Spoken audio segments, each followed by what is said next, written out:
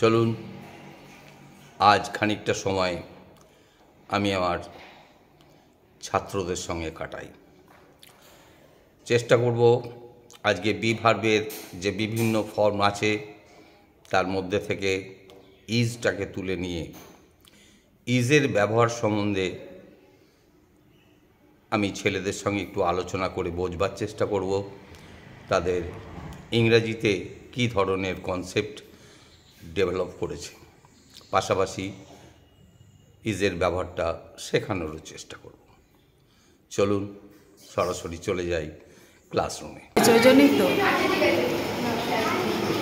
এটা কে বলতে পারবে যে এই দুটো সেন্টেন্সে ইজ আছে, এই দুটো ইজে ব্যবহারটা দুটো সেন্টেন্সে কিভাবে হয়েছে বলো, কে বলতে পারবে? দুটো সেন্টেন্সে দেখো ইজ আছে। She is a boy, she is dancing, এইখানে দুটো সেন্টেন্সে ইজ আছে।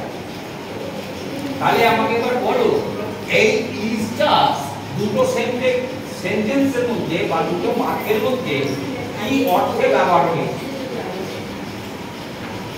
কে বলতে পারবে? হাত তোলো।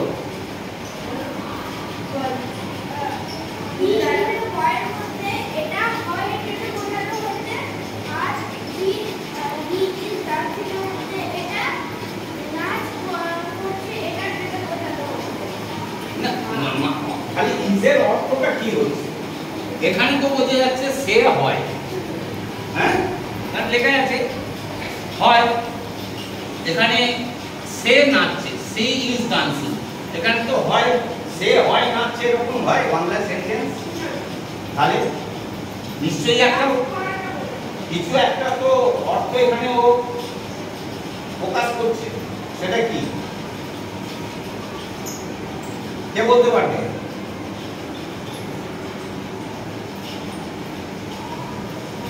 কতক্ষণ করে ইংরেজি পড়া হয় বাড়িতে, এটা ভালো করে বুঝে নাও। এই যে ইজ দুটো সেন্টেন্সে দুরকম অর্থে ব্যবহার হয়েছে, এখানে হচ্ছে এইটা হচ্ছে ভার্ব, মানে প্রিন্সিপাল ভার্ব, মানে মূল ক্রিয়া, এটা হচ্ছে ভার্ব এই ইজটা। আর এইটা হচ্ছে এখানে সাহায্যকারী ক্রিয়া, এখানে ভার্ব মূল ভার্বটাকে এইটা।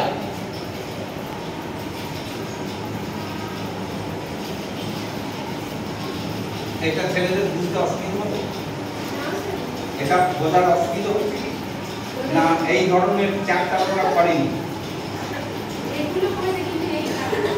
মানে এইভাবে নয়, বিভিন্ন রকম ভাবে জিনিসটাকে চেঞ্জ। আপনিও যদি দেখেন যে এটা আপনার ক্ষেত্রেও আটকে যাচ্ছে, কারণ কি না এইভাবে আপনিও দেখেন জিনিসটাকে, এইভাবে আপনিও করবার চেষ্টা করেননি, বা এরা কেউ করেনি, বা এরা যাদের কাছে পড়তে যাচ্ছে তারাও কেউ এদেরকে সেইভাবে জিনিসটাকে আর এদের সামনে তুলে ধরবার চেষ্টা করে। এটাই তো তফাৎ, আর কিছু না। এখানে মূল ভার্ব তাহলে কি? এবার কেউ পড়ো না কেউ ভার্বের সংজ্ঞা কি সবাই মুখস্থ করেছো, পড়েছো, সবাই জানো ভার্ব কাকে বলে, ক্রিয়াপদ কাকে বলে, ক্রিয়াপদ কাকে বলে কে বলতে পারবে? হাত তোলো। যারা পারবে না তারা শেখবার চেষ্টা করো, যারা বলতে পারবে তারা বলো। ভার্বের সংজ্ঞা কি? সবাই যদি চুপ করে থাকে তাহলে তো মুশকিল। পার্টস অফ স্পিচ এরা শিখেছে, হ্যাঁ, নাউন প্রোনাউন, তাহলে পার্টস অফ স্পিচ বলো গো, বলো নাউন প্রোনাউন ক্রিয়াপদ কাকে বলে, হ্যাঁ ভার্ব এগুলো শেখেনি, তো সেগুলি কিন্তু পার্টস অফ স্পিচ বলে। বলো গো, এরা জানে ভার্ব কাকে বলে, ক্রিয়াপদ যে শব্দের দ্বারা কোনো কিছু করা বা হওয়া বোঝায় তাকেই কি বলে। তাহলে এটা কি আবার ভুলে যাওয়ার জিনিস? যে শব্দের দ্বারা কোনো কিছু করা বা হওয়া বোঝায় তাকেই কি বলা হয়? ক্রিয়াপদ বা ভার্ব বলা হয়। যে শব্দের মাধ্যমে কোনো কিছু করা বা হওয়া বোঝায় তাহলে সেই শব্দকে কি বলে? ক্রিয়াপদ বা ভার্ব বলে। এটা মনে রাখবে। তাহলে এখানে কি হচ্ছে? সে হয় একটি বালক। তাহলে এখানে হয় হওয়া বোঝাচ্ছে, তাহলে এটা ভার্ব। হ্যাঁ, আর সি ইজ ডান্সিং, সে নাচছে, এখানে হয় আছে, তাহলে ইজ হওয়া বোঝাচ্ছে না? হ্যাঁ, ইজ এখানে কি অর্থ প্রকাশ করছে? হওয়া এবং করা। যে শব্দের দ্বারা কোনো কিছু হওয়া বা করা বোঝায় তাকেই ক্রিয়াপদ বলে বা ভার্ব বলে। হ্যাঁ, কি বলো?